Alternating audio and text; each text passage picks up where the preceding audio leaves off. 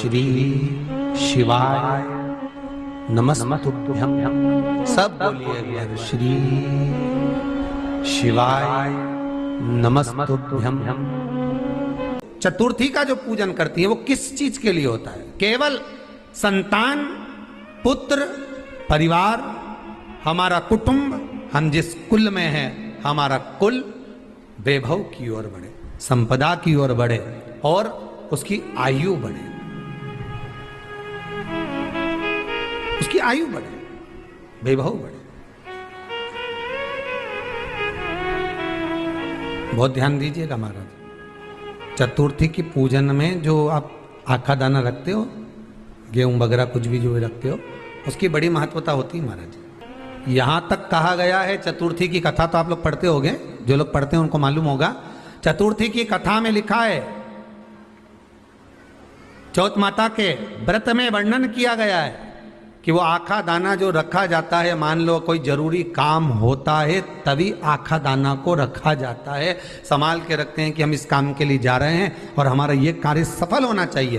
तो जिसने चतुर्थी का व्रत करा है, जिसने चंद्रदेव का पूजन करा, चतुर्थी का व्रत करा, वो गणेश जी से विनती करके वहां से 2-4 आखा दाना उठा ले और जो व्यक्ति का काम अटक रहा है अपने ही घर का, पर दूसरे कुल को नहीं देना, अपने ही कुल के अंतर्गत जो काम अटक रहा है उसकी जेब में, उसके पल्लू में उस चीज को रख दिया जाए। तो चतुर्थी जो अगली आती है, जैसे आप महीने की करते हो तो महीने की, और आप जैसे करते हो कि 4 अलग बड़ी बड़ी चतुर्थी करते हो तो उसके अनुसार आपका कार्य सिद्ध होता ही है। उस आखे दाने का इतना महत्व होता है क्योंकि चतुर्थी का व्रत करने वाली माता जब व्रत करती है तो स्वयं चतुर्थी की कथा में लिखा हुआ है कि पार्वती जी गणेश जी से चतुर्थी की कथा बचवाती। चतुर्थी की कथा बाची किसने थी? स्वयं गणेश जी महाराज ने। और सुनी किसने थी? माता पार्वती। बाचने वाले गणेश जी थे, सुनने वाली माता पार्वती थी।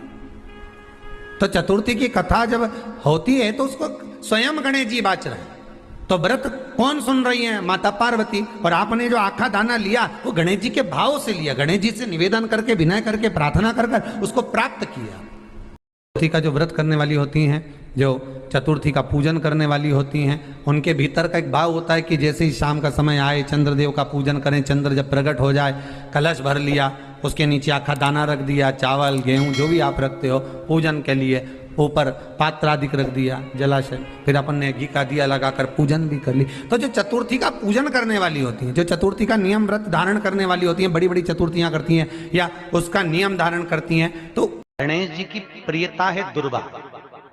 क्या प्रियता है? दुर्वा।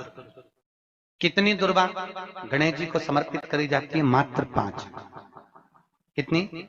आज के जमाने में लोग गट्ठा बनाकर चढ़ा दें, वो अपनी जगह पर 5 दुर्वा पंचम इंद्रियों को वश में करने के लिए और भगवान के 5 जो स्वरूप हैं उनको अपने भीतर उतारने के लिए 5 दुर्वा।